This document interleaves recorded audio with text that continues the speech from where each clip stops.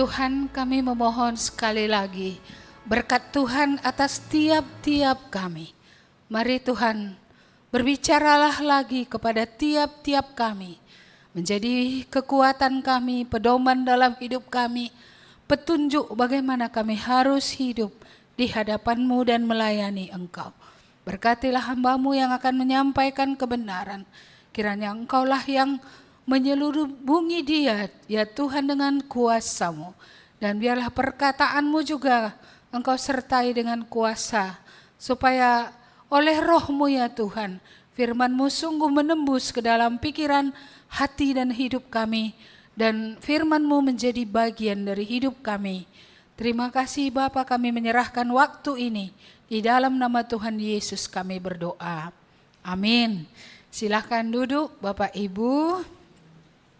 Ya, kami sudah menetapkan kitab Markus ini menjadi kitab pertama yang kita akan pelajari di tahun 2024. Ya, saya mengambil khotbah dari kitab Markus dari bagian yang bukan penginjilan. Mari kita lihat dari Markus pasal 1 ayat yang ke-12 sampai ayat yang ke-20. Saya membuat temanya belajar dari cara Yesus melayani. Iya, jadi belajar dari cara Yesus melayani. Iya. Saya bacakan mulai dari ayat 12 sampai 20. Segera sesudah itu Roh memimpin dia ke padang gurun. Di padang gurun itu ia tinggal 40 hari lamanya, dicobai oleh iblis. Ia berada di sana di antara binatang-binatang liar, dan malaikat-malaikat melayani dia. Sesudah Yohanes ditangkap, datanglah Yesus ke Galilea memberitakan Injil Allah. Katanya, waktunya telah genap, kerajaan Allah sudah dekat. Bertobatlah dan percayalah kepada Injil. Ketika Yesus sedang berjalan menyusur danau Galilea, ia melihat Simon dan Andreas saudara Simon. Mereka sedang menebarkan jala di danau, sebab mereka penjala ikan. Yesus berkata kepada mereka, "Mari, ikutlah aku, dan kamu akan kujadikan penjala manusia." Lalu mereka pun segera meninggalkan jalannya dan mengikuti dia. Dan setelah Yesus meneruskan perjalanannya sedikit lagi, dilihatnya Yakobus anak Zebedeus dan Yohanes saudaranya sedang membereskan jala di dalam perahu.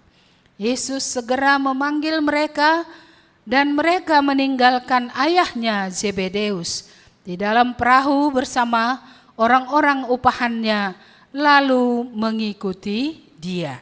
Ya, saya rasa kisahnya itu sudah sering kita dengar. Kitab Markus adalah kitab pertama dari Injil yang ditulis, dan kitab ini juga adalah kitab yang termasuk pendek.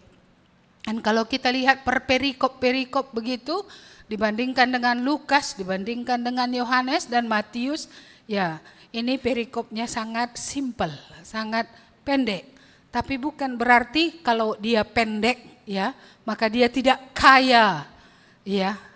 Malah dalam kesimpelannya, dalam kesederhanaannya, ada banyak ya kekayaan tentang Kristus yang bisa ya kita dapat dari Injil Markus ini. Ya, saudara-saudara, kita tahu bahwa Markus tidak menyinggung pelayanan Yesus di Yudea, yaitu di Yerusalem. Ya, melompat langsung pada pelayanan yang ada di Galilea. Galilea itu adalah daerah sebelah utara. Itu tumpang tindih dengan daerah Samaria. Ya, jadi dia masuk ke Galilea. Galilea itu dikatakan daerah bangsa-bangsa lain. Sebenarnya di situ orang Yahudi ada, tetapi juga di sana banyak orang campuran. Ya, dan Nazaret juga terletak di Galilea, dan di Galilea ini kita tahu bahwa ada Sungai Yordan, ada lembah yang subur di sana, ada tanah pertanian yang sangat bagus di daerah ini. Ya, jadi Yesus melayani di Galilea, ini yang langsung diangkat oleh Markus. Ya, jadi dia tidak menceritakan ketika di Bait Allah di Yerusalem bagaimana Yesus menyucikan Bait Allah. Ya, itu dia skip di dalam pemberitaan Injil yang dia tulis. Ya, jadi kita melihat tadi di sini pencobaan di padang gurun ini pun sangat singkat saja. Hanya 2 ayat. Segera sesudah itu Roh memimpin dia ke padang gurun. Kalau kita mengingat kembali kitab Kejadian, Adam dan Hawa dicobai tidak di padang gurun. Mereka justru dicobai di mana? Di Taman Eden, di tempat yang segalanya ada. Apa yang kurang di Taman Eden? Semua ada. Makanan ada, minuman ada. Ya, dan keluarga ini keluarga harmonis. Keluarga yang inilah tulang dari tulangku, inilah daging dari dagingku. Tapi di Taman Eden pun masih dicoba juga oleh kegelapan untuk menghancurkan keluarga yang pertama. Jadi bukan dalam keadaan yang tidak baik saja orang dicobai. Dalam keadaan semua baik, semua tersedia. Itu pun harus tetap berjaga-jaga karena di situ pun ada pencobaan. Dan kita lihat di sini tadi oleh Roh berarti adalah kehendak Allah bahwa Yesus dicobai. Ya, mengapa? Yesus harus dicobai supaya nampak originalnya dia siapa. Ya, kalau dia memang gagal, bagaimana dia akan menjadi keselamatan bagi bangsa-bangsa? Tidak akan bisa. Iya. Jadi kalau anak Allah dicobai, apa anehnya kalau manusia juga dicobai kualitasnya? Apakah dia memang mengenal Allah dengan benar, mengasihi Allah dengan benar, atau apa sebenarnya dia? Ya, kita melihat di sini bagaimana di padang gurun bukan keadaan yang enak ya. Iya, kalau tadi Lidna bilang padang gurun kehidupan ini. Jadi padang gurun yang dulu itu lebih parah lagi. Ya kan? Ya, karena katanya tadi Yesus hidup di antara the beast. The beast itu apa? Binatang-binatang buas. Itu berarti keadaan yang justru lebih buruk karena makanan juga nggak ada. Apapun nggak ada, apa sih yang ada di padang gurun? Ya kalau kita ke padang gurun Sahara sana kira-kira apa yang ada ya? Nggak ada. Ini keadaan yang the worst, bisa dikatakan seperti itu, yang terburuk. Tapi kesitulah Roh membawa Yesus. Dalam keadaan seperti inilah dia dibawa. Untuk apa? Untuk dicobai. Iya, kalau Adam dicobai tadi dalam keadaan semua baik. Semua enak, semua ada. Ini dicobai dalam keadaan terisolasi, sendirian. Tidak ada orang lain. Tidak ada siapa-siapa. Nobody is there gitu ya. Nggak ada orang di sana. Tapi dalam keadaan itulah dia dicobai. Tentu kalau tidak makan 40 hari kita tahu itu ya. Iya, kalau memang dia manusia 100%. Tidak makan 40 hari. Ya kita nggak makan seminggu aja udah lapar. Ya kan udah keroncongan perutnya, cari apa mau dimakan ini gitu ya. Ya jadi bayangkan kalau 40 hari tidak makan itu keadaan pasti sangat lemah. Tapi itulah kesempatan iblis untuk apa? Untuk menjatuhkan Yesus. Ya, dan kita tahu semua tentang pencobaan itu walaupun di sini tidak disebutkan dia dicobai dalam hal apa. Ya, tapi yang jelas dia dicobai.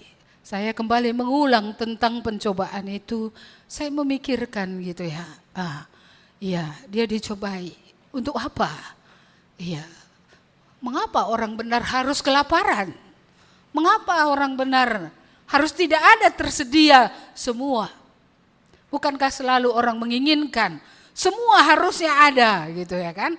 Iya, ada anak yang cerita, ya maunya katanya kan, wah hidup harmonis, semua ada, kaya, tenang gitu ya.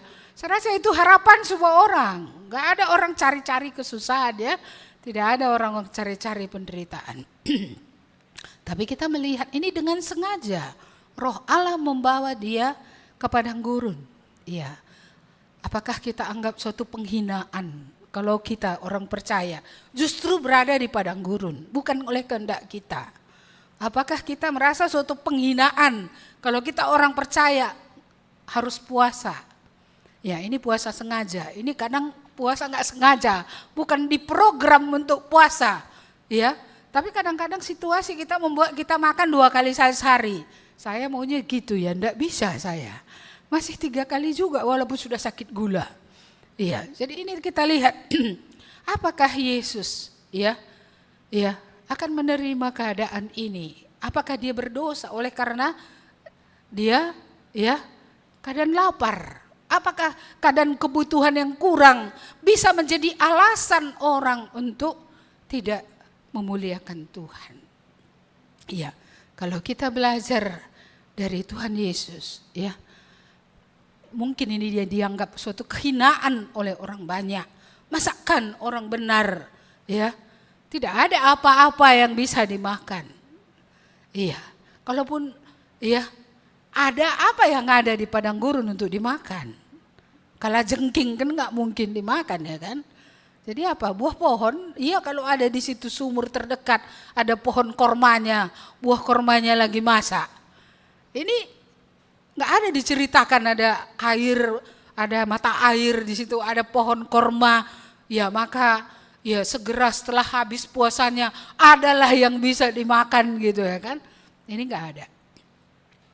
Ya, jadi ini muncul sebuah pertanyaan yang berat dan besar. Iya kan?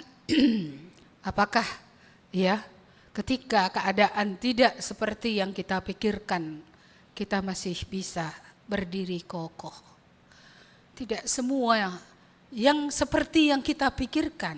Siapa sih yang memikirkan akan kehilangan pasangannya misalnya, ya? Siapa yang akan memikirkan akan kehilangan anak misalnya? Siapa yang memikirkan situasi-situasi yang berat yang dihadapi gitu? Gak ada yang pernah memikirkan itu. Tapi kita melihat bagaimana Yesus, walaupun itu mungkin dianggap suatu kehinaan karena di tempat yang di padang gurun dalam keadaan yang berat seperti itu. Tapi dalam keadaan yang berat seperti itu pun kita melihat bahwa dia tetap bergantung kepada Bapaknya. Penghinaan adalah sesuatu yang jarang orang sanggup untuk menerimanya. Saudara-saudara, seluruh film itu isinya pembalasan. Tidak ada orang yang dihina yang akan tenang, lalu apalagi untuk memberkati. Gak ada. Itu dalam film. Iya. Tapi kalau Yesus, bagaimana dia mengalami kemudian nanti penghinaan. Ini pun sudah keadaan yang buruk tadi. Kemudian dia dihina loh. Emang dia salah apa kalau dia dihina? Emang salah kalau dia menolong orang yang sakit supaya sembuh, membangkitkan orang yang mati supaya hidup, supaya ibu yang kehilangan anak satu-satunya itu bisa dihiburkan. Emang apa yang salah dengan apa yang dilakukannya? Mengapa dia ditolak? Mengapa dia dihina? Ya, bukankah yang baik yang dilakukannya? Ya, di sini teologi kita harus runtuh.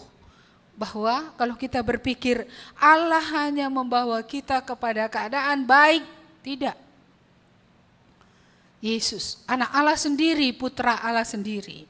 Sebelum dia menjadi pohon keselamatan yang diakui, ya, dia mengalami tes yang luar biasa. Dia mengalami tes yang sangat luar biasa. Karena keadaan pada waktu dia dicobai itu bukan keadaan yang baik. Keadaan yang baik aja Adam gagal. Keadaan yang buruk, apa gagal atau menang. Tapi kita lihat, bukan berdasarkan keadaan yang baik dan buruk, tapi berdasarkan bagaimana orang memandang apa yang dia hadapi. Iya, jadi kita melihat Yesus menang atas pencobaan itu seperti yang tadi sudah dikatakan bahwa dia menang dengan berpegang kepada firman Tuhan. Iya. Jadi ada kalanya nanti roh membawa kita kepada situasi yang gak tertahankan. Siapa sih yang mau jadi duda? Gak ada. Siapa mau jadi janda? Gak ada. Gak ada kita menginginkan perpisahan. Walaupun udah tahu kita dalam perjanjian pernikahan. Aku akan menerima engkau dalam suka duka. Sampai sampai kematian memisahkan. Kan udah tahu pasti mati, tapi tetap nggak siap juga untuk mati. Tetap juga nggak siap. Saya rasa kalau ditanya bapak-bapak ini siap kami serindu mati, nggak ada yang siap itu. Nggak ada. Ibu-ibu pun gitu. Walaupun suaminya menjengkelkan, sorry, dia pasti lebih suka suaminya masih hidup daripada mati. Adin minda yang geloh. Wah, lebih baiklah dia hidup. Rawa-rawain apa aku lo dali asal geloh gitu ya.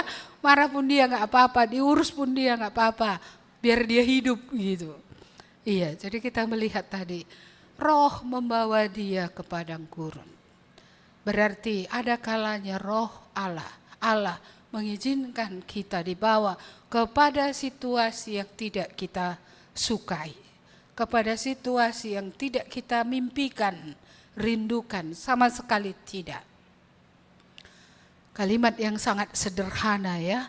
Segera sesudah itu roh memimpin dia ke padang gurun. Di padang gurun itu ia tinggal 40 hari lamanya, dicobai oleh iblis. Ia berada di sana di antara binatang-binatang liar. Setelah pencobaan itu selesai, barulah kalimat berikutnya, malaikat-malaikat melayani dia. Karena dia menang, maka malaikat-malaikat itu melayani dia. Kalau mau dilayani malaikat menang ya. Iya. Tapi kalau dia kalah pasti nggak datang malaikat-malaikat untuk menyuguhkan makanan baginya di padang gurun itu. Saya lihat terjemahan lain, malaikat melayani dia menyuguhkan makanan loh.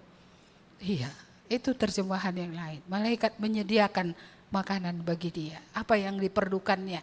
Akhirnya disediakan oleh malaikat. Tapi dia menang. Iya, kita menang atau enggak ini ya, makanya malaikat pun enggak datang nolong kita ya. Enggak datang malaikat untuk melayani. Mengapa? Iya, karena tidak seperti Yesus menang. Dialah teladan bagaimana rahasia kemenangan. Maka harus di dalam dianya kita baru bisa menang. Tanpa dia enggak ada kemenangan. Ya, di dalam dia pun kalau kita enggak benar-benar bertekun di dalam iman kita, tidak menang juga. Makanya ada orang Kristen yang kalah melulu ya kan? Iya, kalah, jatuh ke dalam hal-hal yang artinya tidak berkenan kepada Tuhan. Mengapa bisa gitu? Ya, bukankah kalau orang percaya dia sudah ada Roh Kudusnya? Bukankah dia punya firman? Bukankah dia punya teman-teman sekutuan, di mana ada nasihat, di mana ada kasih, di mana ada dukungan, di mana ada doa? Mengapa jatuh juga? Ada satu hamba Tuhan lah itu ya, yang menghubungi saya karena kan renungan harian yang saya tulis itu rupanya itu di forward orang ke banyak gitu ya. Jadi dia menghubungi saya waktu semalam saya rasa itu kan ada perempuan-perempuan yang selalu diajari tapi tidak sampai mengenal Allah. Lalu dia tanya, ini siapa Kak? Siapa orang-orang perempuan yang diajari ini? Yang walaupun belajar tapi tidak sampai kepada pengenalan akan Allah. Dia, saya jawab sama dia, kalau orang over Calvinis akan bilang, oh ini orang yang gak dipilih Tuhan gitu ya kan. Makanya gak sampai-sampai. Tapi saya tidak melihat itu dari segi itu. Saya melihatnya dari segi bahwa dia dikuasai oleh berbagai-bagai nafsu. Dan ketika firman Tuhan diberitakan, dia tidak bisa lepas dari apa yang mengikat dia. Itulah yang membuat akhirnya tidak pernah ada relasi sekalipun ada pengetahuan. Karena sebagaimana diceritakan tadi, pengetahuan ya bisa didapat. Ya lewat pendengaran, lewat buku yang dibaca, ya lewat sekolah, lewat banyak hal bisa didapat. Tapi relasi tidak dapat didapat tanpa membangun hubungan dengan Tuhan. Pertobatan yang sejati bukan sekedar mengaku dosa, lalu kemudian nama ditulis Tuhan di buku kehidupan, tidak ditipek selama-lamanya, bukan itu semata-mata. Tetapi pertobatan yang sejati adalah sebuah relasi yang tanpa akhir dengan Tuhan, mulai dari dunia ini sampai kepada kekekalan. Jadi ketika kita bertobat itulah mula pertama. Ibarat orang menikah itulah hari pernikahannya. Ya, yang akan bertahan. Tapi kalau pernikahan hanya sampai kematian. Tapi relasi dengan Tuhan Yesus bukan sampai kematian. Kematian tidak menghilangkan relasi itu. Justru kematian ya membuat relasi itu lebih dekat. Karena setelah kematianlah orang bisa berhadapan muka dengan Tuhan dan hidup serumah dengan Tuhan selama-lamanya. Jadi kita kembali kemari. Apakah kita pernah dicobai ketika semua keadaan baik? Menangkah kita? Apakah kita sedang di padang gurun? Gak ada keadaan seperti yang kupikirkan. Semua keadaan, tahulah di padang gurun, gerah, panas ya kan. Tidak ada apa-apa, tidak ada teman pun. Iya. Waktu saya ulang tahun, anak-anak di rumah ini bersama beberapa hamba Tuhan pada tanggal 23 itu nyanyi di sini. Iya kan? Mereka nyanyi. Lagu itu lagu yang isinya Sobat dari Galilea itu mulai kalimatnya kayak mana? Iya. Meskipun di dalam lembah tempat perasinganku. Perasingan gitu kan, emang aku udah terasing, nggak ada yang bawa aku keluar. Kecuali dibawa keluar baru keluar, ya kan? Kalau enggak, kayaknya rumahku 4,5 kali 4,5 loh. Iya, sejak itu batu itu kerikil ditaruh, nggak ada yang nyemen. Kursi roda aku nggak bisa menuju parkir. Iya, jadi agak sedih juga aku sikit lagu itu gitu kan. Lagu itu yang membuat aku sedih gitu. Jadi mengingatkan aku ini terasa. Walaupun memang lagu itu diakhiri dengan ada sobat setia, sobat dari Galilea. Itulah Tuhan Yesus. Saya rasa Yesus di perasingan juga rasanya di padang gurun itu. Karena nggak ada yang lain di situ. Nggak ada. Dia sendirian. Bukan pula 1 minggu cuman atau 3 hari cuman. Ini 40 hari. Coba kamu dibiarkan sendirian 40 hari. Gimana kira-kira? Iya. Ini ya pikiran macam-macam datang ya kalau udah 40 hari tinggalkan orang. Pasti pikirannya itu sudah entah apa aja itu yang dimasukkan oleh si gelap itu. Berusaha untuk menghancurkan, ya. Jadi gitu juga teman-teman kita ini ya. Iya, makanya kalau bapak-bapak yang sudah kehilangan istri ini nggak ada kita dahi gitu kan. Karena aku pikir gitu juga. Tahu udah sepi kalinya dia ya gitu. Masih syukur dia datang ke gereja ya. Masih syukur bertemu dengan orang percaya. Masih ada persekutuan lansia. Masih ada persekutuan kaum bapak dan kaum ibu gitu ya. Sehingga itu membuat nggak terasing kalilah gitu. Saudara-saudara, ada waktunya, nggak ada orang. Ya bukan kadang di tengah orang ramai pun kita bisanya terasing. Iya, kita merasa nggak ada yang ngerti aku, nggak ada yang memahami pergumulanku ini. Ya memang ada waktunya seperti itu. Yesus beberapa kali, bahkan di Taman Getsemani, sahabat-sahabat terdekatnya, murid-muridnya pun tidur. Iya, memang itu harus dia yang memikul sendiri. Jadi ada kalanya nanti seperti itu kita yang harus memikulnya.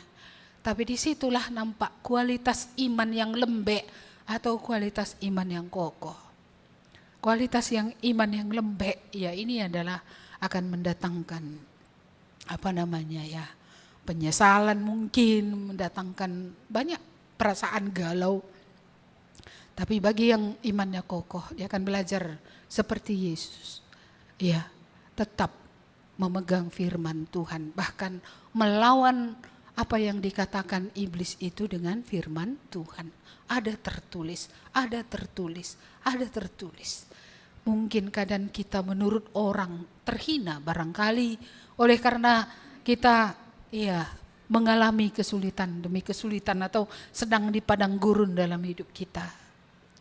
Tapi percayalah saudara-saudara, setelah ujian ini berakhir, malaikat-malaikat akan melayani. Cuman apakah kita akan menang? Kalau kita tidak menang, bagaimana malaikat akan melayani?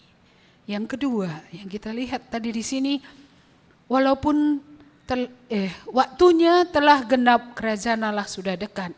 Bertobatlah dan percayalah kepada Injil. Ini yang disampaikan Tuhan Yesus sesudah Yohanes ditangkap. Sesudah Yohanes ditangkap.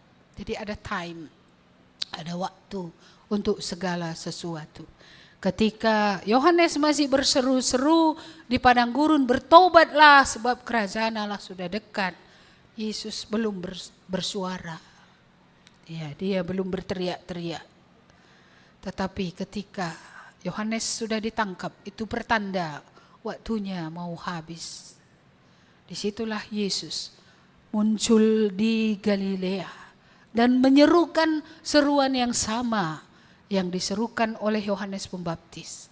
Ya, supaya orang-orang bertobat, supaya orang-orang kembali kepada Tuhan, supaya orang-orang benar-benar percaya kepada Injil.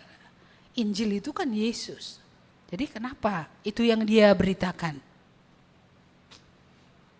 Saya rasa Yesus memberitakan Injil dari perjanjian lama ya.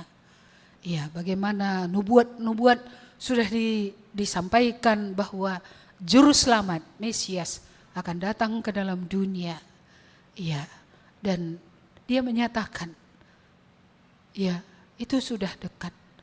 Mengapa sudah dekat? Bukan sudah jadi gitu ya. Mengapa? Karena pada waktu itu Yesus belum mati di kayu salib. Pekerjaan penyelesaian dosa itu belum selesai. Dia masih mulai. Dia baru memperkenalkan dirinya. Saya merasa ketika dia dibaptis, Allah Bapa mengatakan, inilah anak yang kukasihi. Itu sebuah proklamasi dari sorga. Permulaan dari pelayanannya. Permulaan dari apa yang harus dia kerjakan di dalam dunia. Itu seperti ditabiskan dia, kira-kira gitulah. Diumumkan bahwa inilah orangnya. Bahwa orang ini datang dari sorga. Dialah Mesias yang telah lama dinanti-nantikan itu. Dialah juru selamat. Namun kita harus ingat bahwa dia juga adalah raja. Iya, dia raja. Raja sorga sudah datang ke dalam dunia. Raja sorga memulai pemerintahannya di dalam dunia. Itulah sebabnya kerajaan Allah bukan saja berarti kerajaan sorga. Kerajaan Allah bisa berarti juga adalah kerajaan di mana ada Allah memerintah di bumi ini. Maka kalau kita menerima Yesus, kita menjadi bagian kerajaan Allah. Kita bukan menjadi bagian kerajaan Allah nanti kelak saja di sorga. Tapi di sini ketika kita menjadi anak-anak Tuhan, kita menjadi bagian kerajaan Allah di bumi. Dan di sini dia menjadi raja kita. Dia menjadi raja kita. Pertobatan bukan sekedar mengaku dosa, menerima Yesus. Pertobatan membawa kita kepada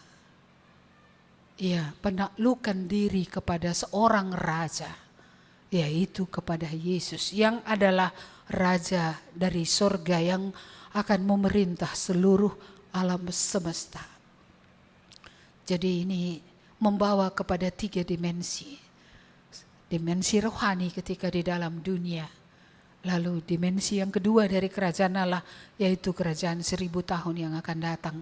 Dan yang terakhir adalah itu akan membawa kepada kerajaan kekal selama-lamanya. Saudara-saudara, di dalam 3 ini, dia yang harus menjadi raja. Dia menjadi raja atas kita. Dia pemimpin rohani kita. Dia raja kita, kepada dia kita harus takluk. Dan dalam kerajaan 1000 tahun ketika nanti itu terjadi, dia juga raja di situ yang menjadi pemimpin kita.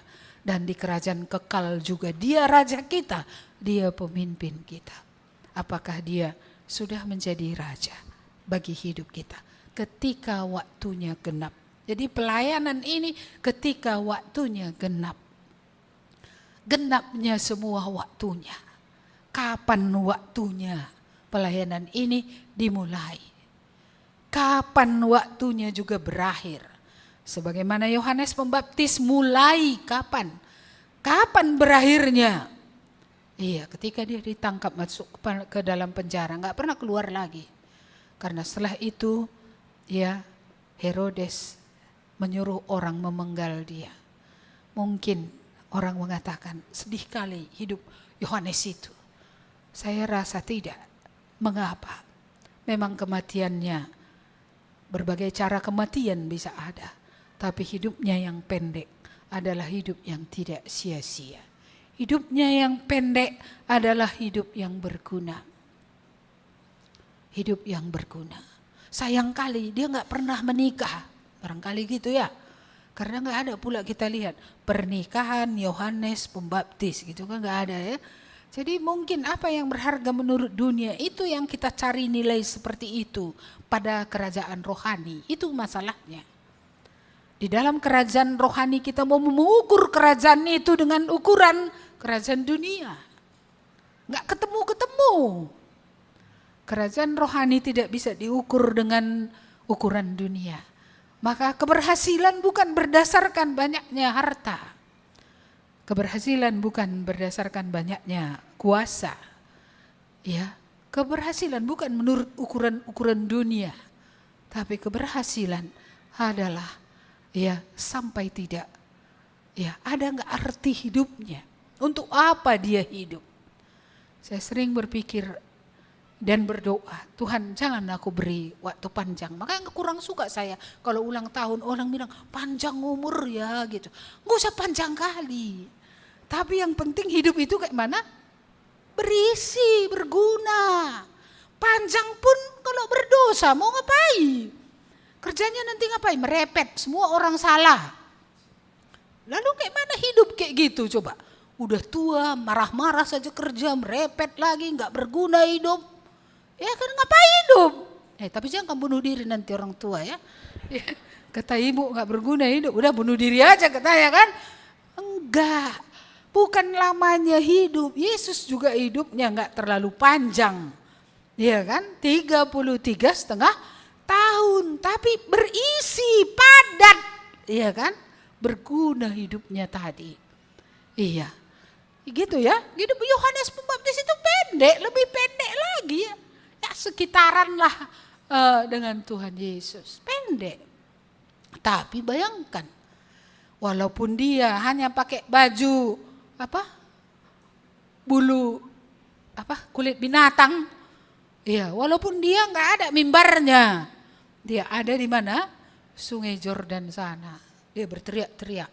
Kenapa di Sungai Jordan? Karena di situ ada orang Yahudi, di sana ada orang nggak Yahudi juga. Jadi suara firman Tuhan itu bukan kepada satu suku saja, yaitu suku-suku Israel. Tapi itu sampai kepada orang-orang yang di sebelah utara tadi, di Galilea itu. Karena di sana ada orang-orang campuran oleh karena perang dulu ya kan. Daerah itu menjadi daerah yang campur orang Yahudi dengan orang-orang yang lain gitu.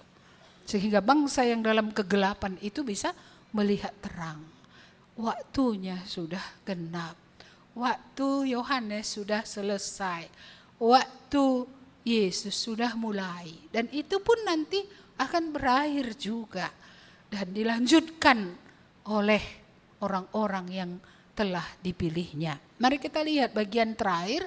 Waktu saya sebenarnya sudah habis. Mari kita lihat bagian yang terakhir. Saya rasa ini sangat luar biasa. Ya, yang terakhir ini. Karena di sini kita lihat tadi Yesus menyusur danau Galilea bertemu dengan siapa? Simon, Petrus dan Andreas. Iya, lalu kenapa ya kok bisa gitu? Saya herannya di situ. Ketika Yesus bilang, Simon, follow me gitu ya. Ikutlah aku. Iya kan? Andreas juga, ikutlah aku gitu. Kok bisa ya? Dia punya bisnis ikan yang besar di Galilea. di tepi danau Tiberias. Mungkin produksi ikan mereka besar-besaran ini. Kerja sama dengan keluarga Zebedeus, ya. Iya, kok bisa? Yesus hanya bilang, ikut aku. Emangnya siapa dia? Kok bisa dia ngomong gitu aja? Ya, Petrus ikut, Andreas ikut, Yohanes ikut, kan gitu ya. Siapa tadi satu lagi anak daripada Zebedeus itu? Yakobus, ya kan? Yakobus ikut. 4 ini di sini langsung dengan hanya kalimat marilah ikut aku, kamu akan kujadikan penjala manusia.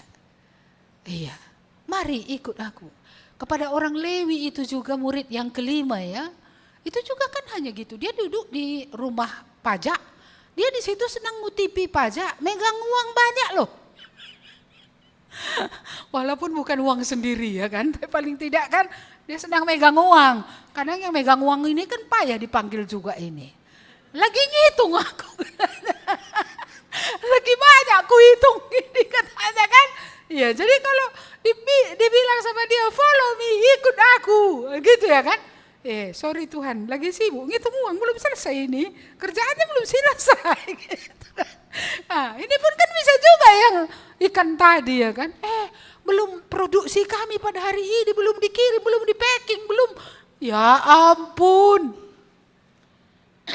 Saya rasa banyak daftar. Lalu mengapa mereka bisa langsung ikut? Kenal pun belum.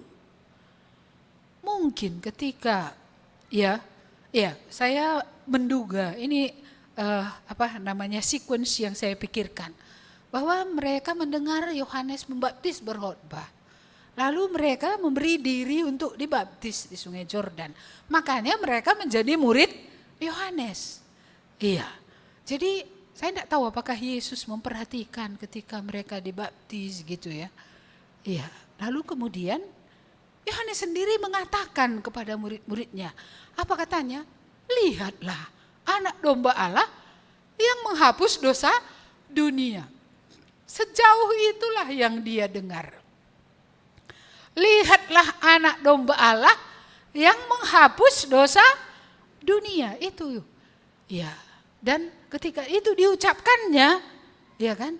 Bagaimana murid-murid ini? Murid-murid ini kalau dalam kitab Yohanes dikatakan datang kepada Yesus lalu bilang, "Guru, di mana kau tinggal?" Yesus bilang apa? "Mari. Lihatlah," katanya. Lalu dibawa ke rumahnya kan gitu di Nazaret. Iya. Jadi ini saya rasa pertemuan di Danau Galilea ini bukan the first time, bukan pertemuan pertama. Iya, tapi ini kemudian sehingga ketika Yesus gitu ya ngomong gitu kepada Simon Petrus dan saudaranya itu, ikutlah aku gitu ya.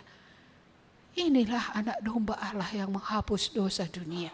Inilah yang diceritakan oleh Bapak Yohanes Pembaptis bahwa membuka tali kasutnya pun dia tidak layak. Inilah yang ketika di Sungai Yordan itu Roh Allah turun atas dia.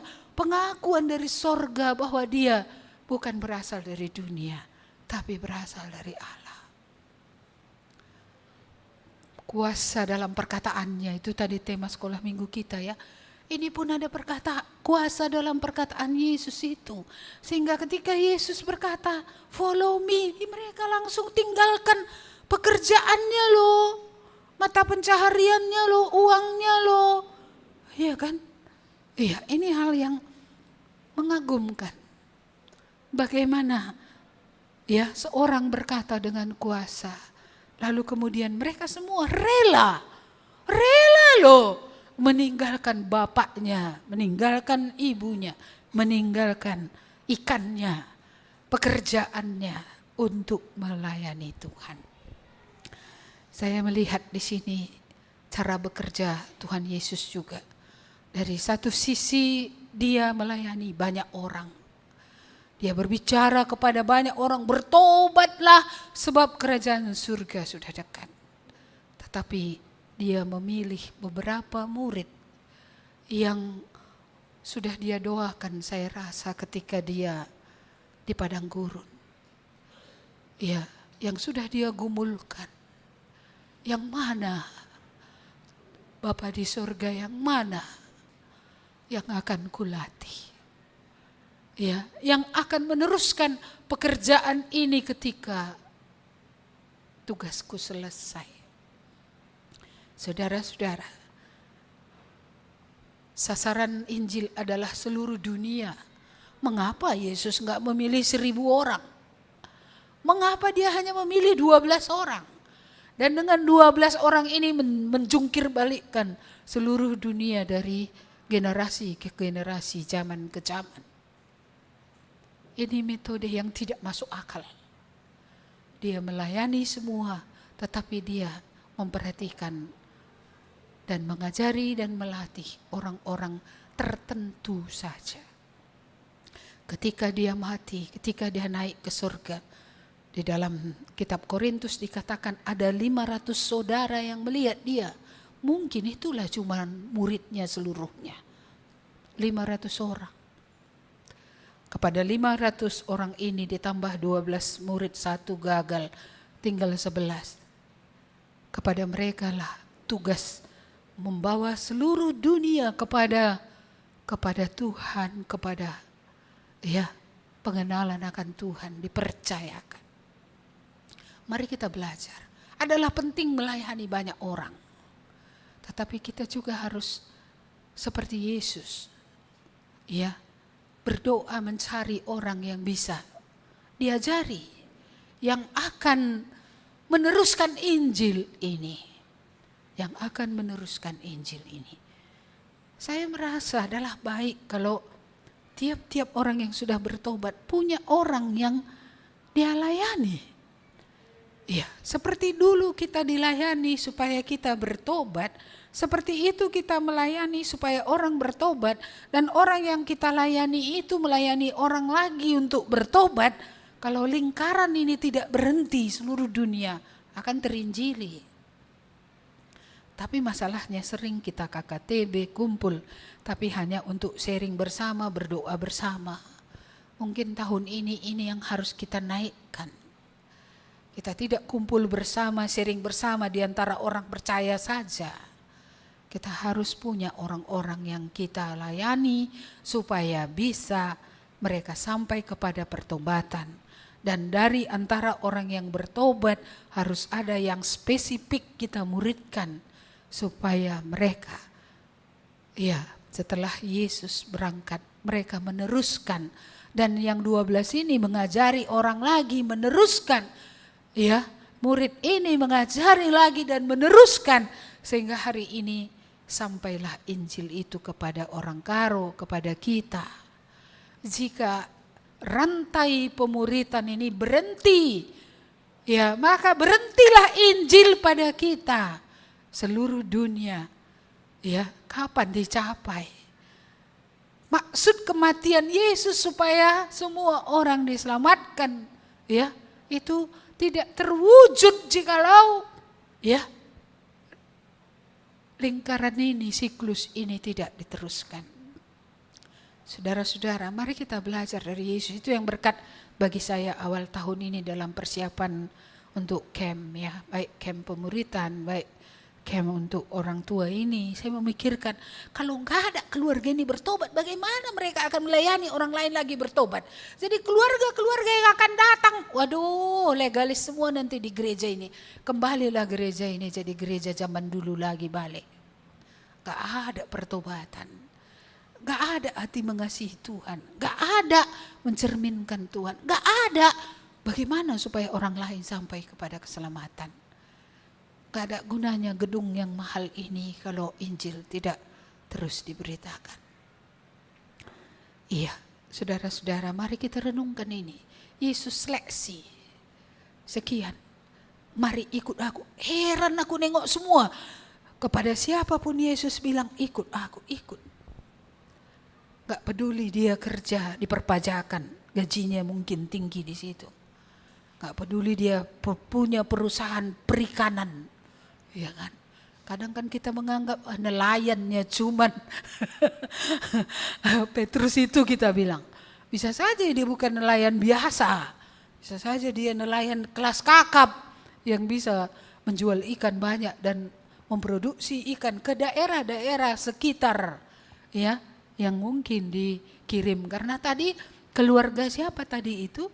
Yang dia keluarga si Yakobus dan Yohanes tadi kan ayat 20. Yesus segera memanggil mereka dan mereka meninggalkan ayahnya Zebedeus di dalam perahu bersama orang-orang upahannya lalu mengikuti dia. Berarti kan ada ini orang-orang yang kerja sama bapaknya.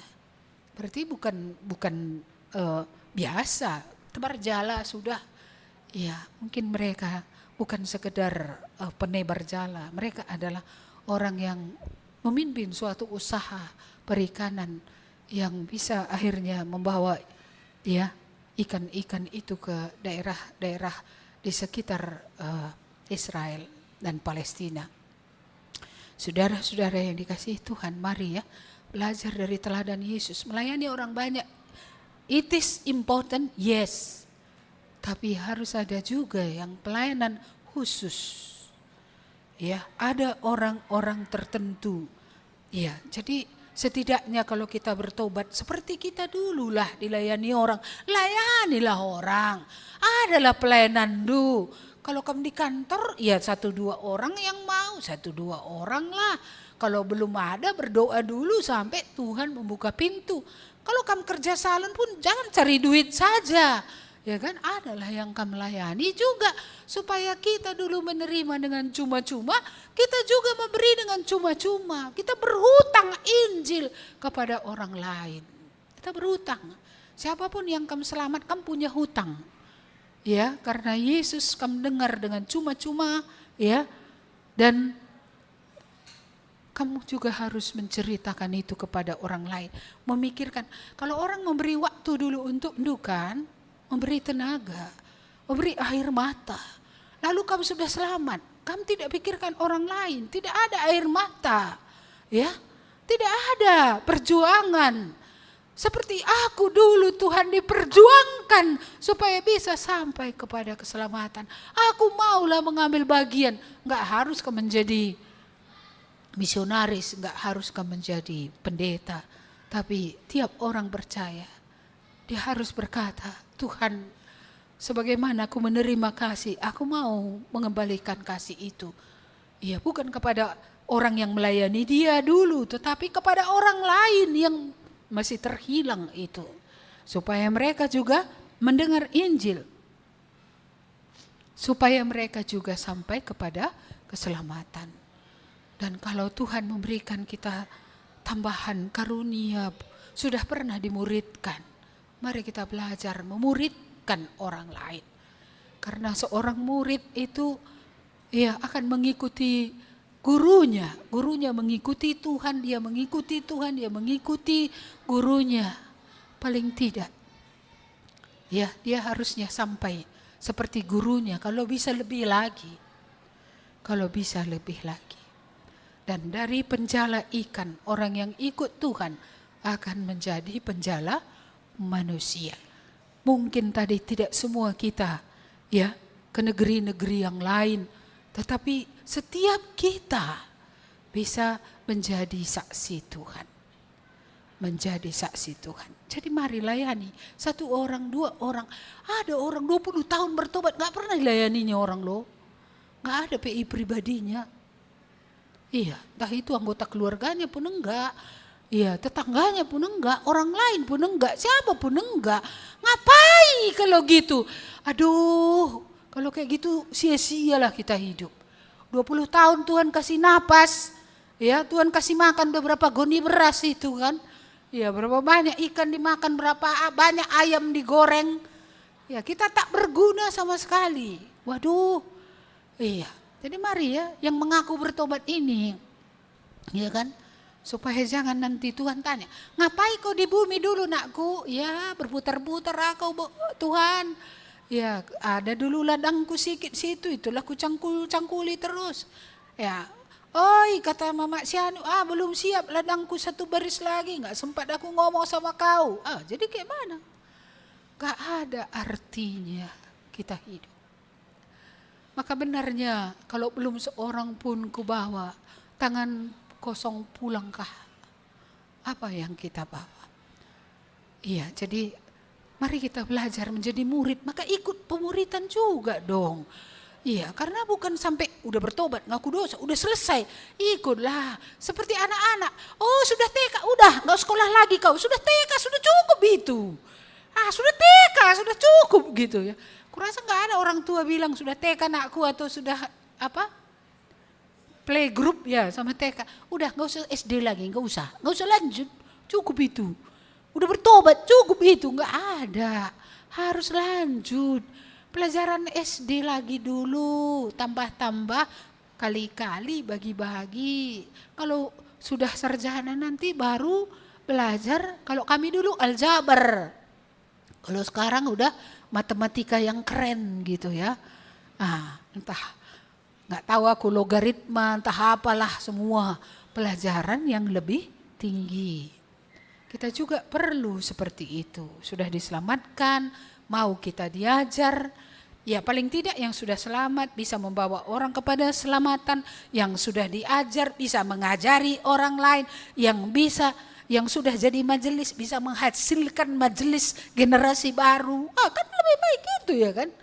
Ini mantap ini. Jadi ada reproduksinya. Ini mati nanti majelis gak ada gantinya. Siapa kita angkat? Gak tahu. Ini berarti kita kurang seperti Yesus tadi memilih yang mana yang mau kita orbitkan ke depan, yang mana yang kita mau ajar. Ya, ini seni yang hilang yang saya juga sudah lupa. Padahal ini dulu sudah pernah saya baca firman ini di waktu muda. Sudah dilakukan juga sih. Makanya kalau di Kuala dulu kan adanya orang-orang tinggal di rumah.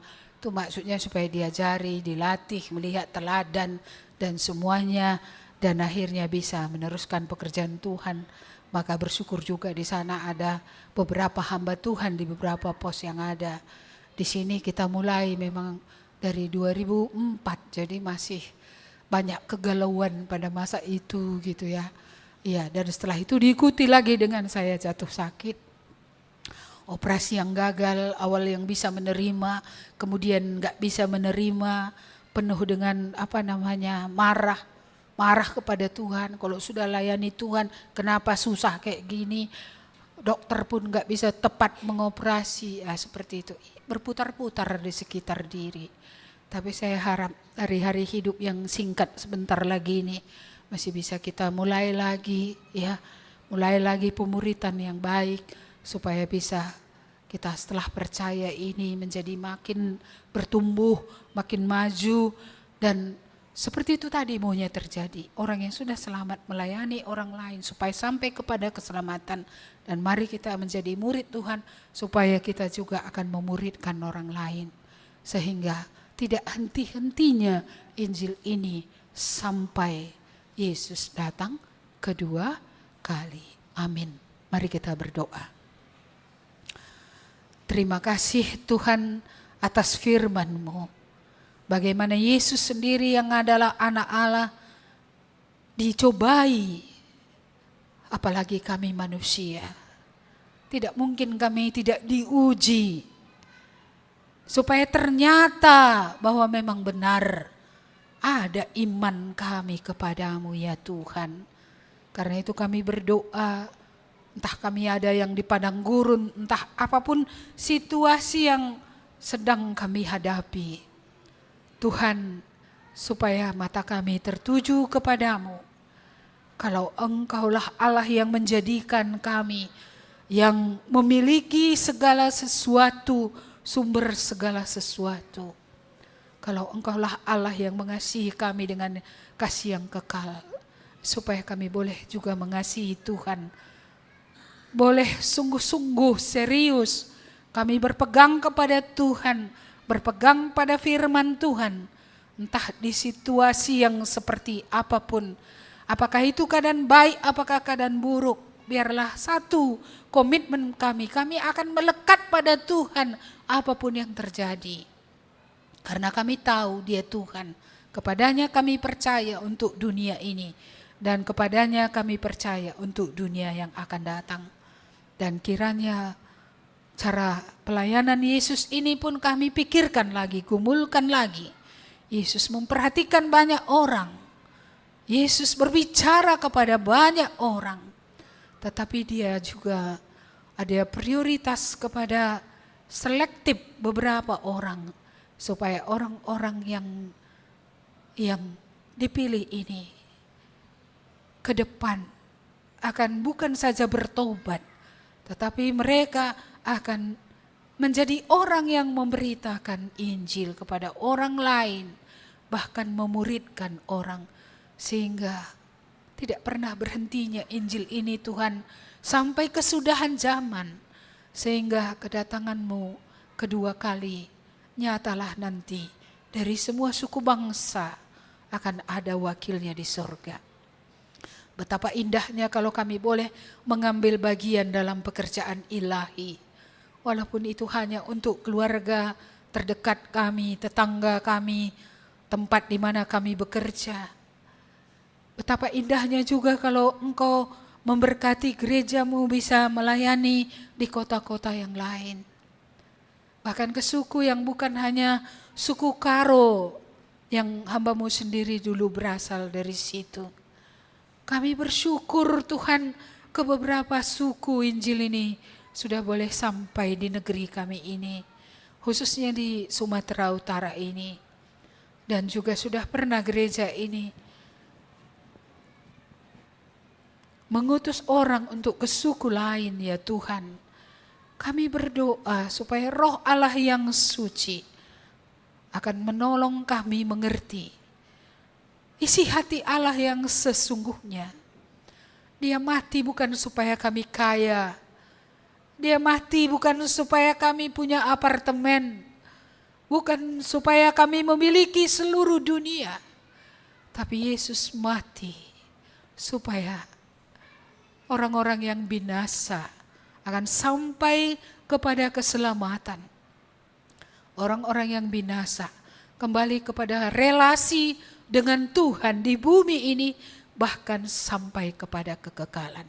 Karena itu ajari kami Tuhan, supaya sungguh kami yang sudah mengenal Engkau, kami membayar hutang kami.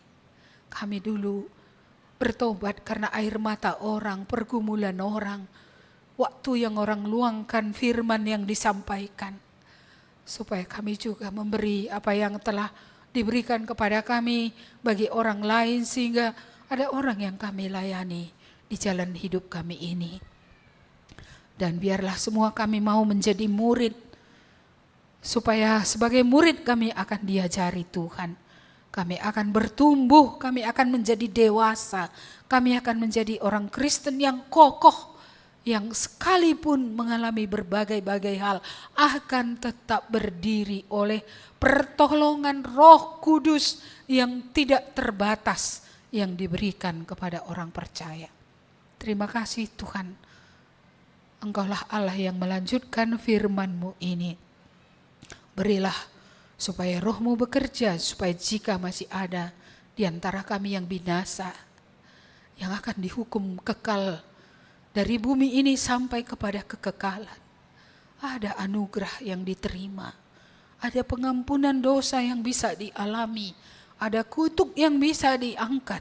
Hidup kami benar-benar bisa sampai kepada Tuhan, sampai kepada keselamatan. Kiranya turunlah kemurahan Tuhan atas umat-Mu, supaya jangan ada seorang pun yang hilang dan akan binasa selama-lamanya. Dan kiranya Roh-Mu memeteraikan kami, supaya pada waktu Tuhan kami semua bergerak, kami semua boleh memberitakan kabar baik itu sejauh yang Tuhan pimpin kami semuanya. Terpujilah Engkau Allah kami. Di dalam Kristus Yesus kami berdoa. Arahkanlah matamu kepada Tuhan, kasih karunia yang daripada Allah Bapa, keselamatan di dalam Yesus, serta penyertaan Roh Kudus akan menyertai engkau terus menerus dalam hidupmu hari ini sampai selama-lamanya. Amin. Kepada Allah beri puji. Kepada Allah beri puji semua